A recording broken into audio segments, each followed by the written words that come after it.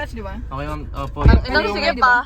Opo, so welcome po sa aming Ilaw nga, ilaw. aming PDC. Walang ilaw.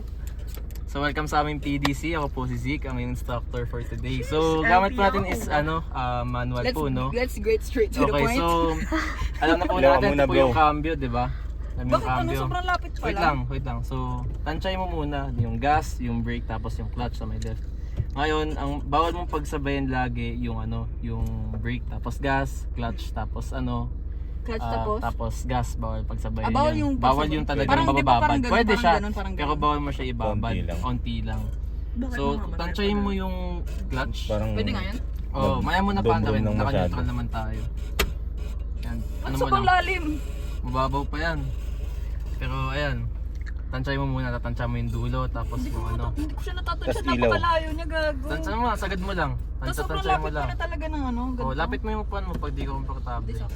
Sakto ka lang dyan, ma'am. So, Bakit ganun? Grabe ganun talaga. ganun talaga siya. Pakiramdaman mo muna yung clutch. Kasi may Ito pa na, mandaw kapag may tayo. clutch, parang Kinakabahan mo. Kalma mo lang. Sige, ma'am. Hindi pa tayo nagsisimula. Wala ka neutral pa tayo. Kita mo. So, pag ginaganto mo yung yung yan. Nasa clutch, gitna. Nasa gitna yan. So, clutch mo. Pag yung clutch, dapat lubog na lubog Yung yan, ha? seatbelt tsaka ilaw, pre. Wait lang, di pa naman, pina-familiarization pa lang tayo. Di pa naman tayo Wala nag-start. sisigaw, kupal. Kung ng seatbelt yun, tapos binalik din sa likod. Kasi Yung ka tao pa. yan. Gago, sanay kasi ako sa Lahat ganun. ng pangangamote, alam ng eh. kabisado Sanay eh. ako sa ganun. So, ayan, wiper eh. Tapos. Madumi daw. Pero yun, ito yung natin, manibela.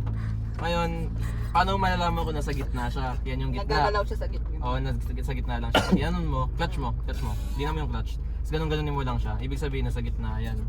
Ngayon, sagad mo sa Ngayon, para maabot mo yung first, sagad mo sa kaliwa. Clutch mo lang, sagad mo kaliwa. Parang ganun. Brake ka lang ha, hawak ka sa brake ha. Naka-handbrake naman tayo eh. Hindi na ako magka-clutch. Clutch ka lang. Gas yun. Baka umandar tayo. Wait lang.